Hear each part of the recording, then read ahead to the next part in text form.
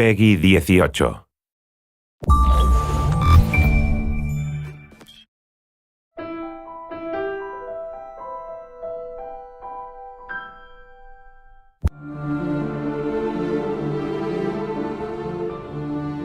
Assassin's Creed is really about history and credible world. We're playing with a history that is, without trying to spoil things, extends back, anywhere from 80 to 100,000 years from today and extends as far into the future as, we have time to make games. Two specifics about Assassin's Creed. The first one, it's a huge universe spanning across many different mediums with many different characters, events, locations.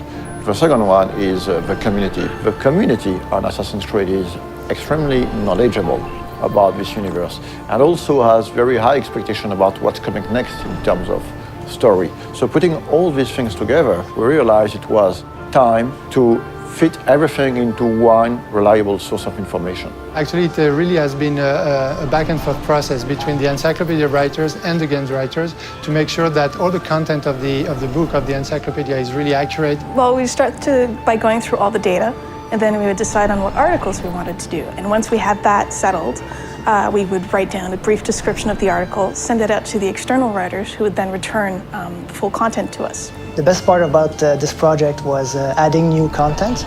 Every time you get a chance to work on a brand like Assassin's Creed, it just makes your day, We are covering and unveiling a lot of information on characters such as Altair, Ezio, Desmond Miles, Subject 16, but also new assassins such as Shao Jun. One of the very first challenges was dealing with so much data. Assassin's Creed has been around for a while and has a wealth of information from both the story standpoint within the game universe and just history in general. So going through all of that and figuring out what might be most interesting to put in the encyclopedia was very much the first challenge that I encountered. The franchise isn't defined necessarily by a single character, it's defined more by these institutions. So we have the option of moving in and out of different historical periods, different geographical locations, different individual important events throughout human history. And so we have a wide variety of options, a lot of different material that we can mine for ideas and stories. Imagine this project as a huge puzzle with thousands of different pieces involving a lot of different people. We have tools to track all the narrative threads that we're creating. So we have database, we have Bibles, we have some visual guidelines. So my main role is to make sure everything fits together.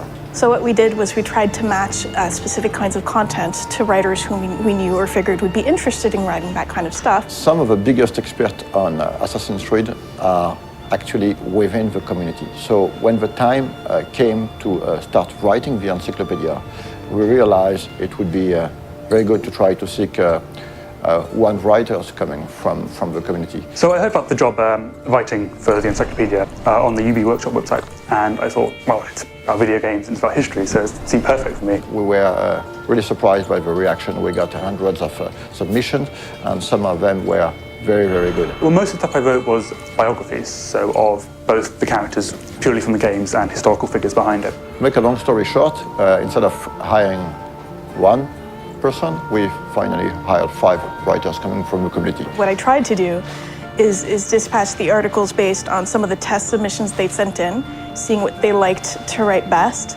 and then we kept it contextually similar. We try to minimize the risk of bad overlapping and maximize the opportunities of cross-referencing.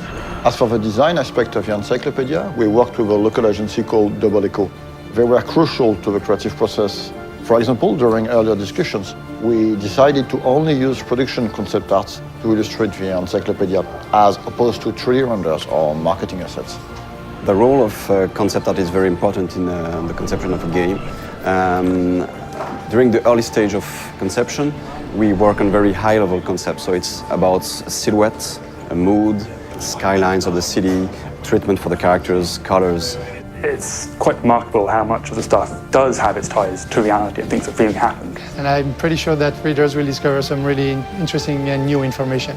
For example, in the encyclopedia, we're gonna reveal some information about the Templars, among other things, but actually the encyclopedia is gonna have some spoilers, so if you haven't played the game, just wait to read it. This encyclopedia is available in Europe in the Animus edition that you can find at retail. For more information, check on assassinscreed.com, and it is also available as a standalone worldwide on ubworkshop.com.